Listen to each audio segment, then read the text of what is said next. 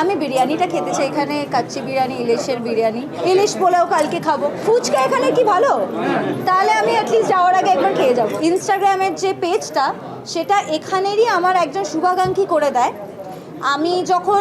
আমি জানিও না যে আমার ইনস্টাগ্রামে তখন অলরেডি 123K ফলোয়ার আছে। সেই পেজ কে চালাচ্ছে কী চালাচ্ছে, একদিন হঠাৎ করে আমাকে একজন মানে যাকে আমি খুব খুব পছন্দ করি এখান থেকেই আমার শুভাকাঙ্ক্ষী বলে, দিদি এটা হচ্ছে তোমার অ্যাকাউন্ট, এটা হচ্ছে তোমার পাসওয়ার্ড, এটা আমি এতদিন চালাচ্ছিলাম, এবার এটাকে তুমি চালাও। সো আমি এই রকম ভালোবাসা বাংলাদেশ থেকে পেয়েছি।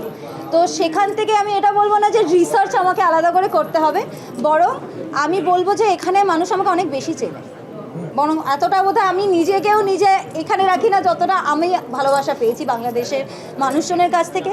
আর আমার যারা শুভাকাঙ্ক্ষী আছে এখানে তারা প্রচণ্ড এক্সাইটেড যে আমি এখানে এসেছি। সো আলাদা করে আমার কিছু করার নেই। আমি বিরিয়ানিটা খেতে চাই এখানে, কাচ্চি বিরিয়ানি, ইলিশের বিরিয়ানি।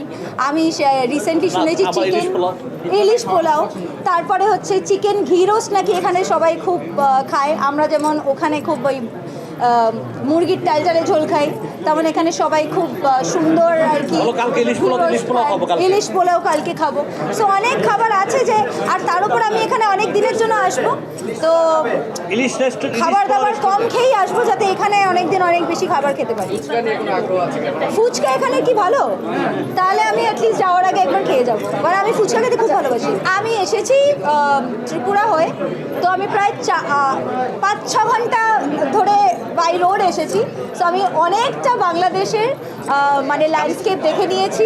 আমার মানে কি বলবো, আপনাদের শুনে ভালো লাগবে কি না জানি না, আমার আলাদা লাগেনি। তার কারণ হচ্ছে আমি ওপারেও একই রকমের ল্যান্ডস্কেপ দেখি। সো আমার মনে হচ্ছে ঘরেই আছি, তো সেই একটা ব্যাপার।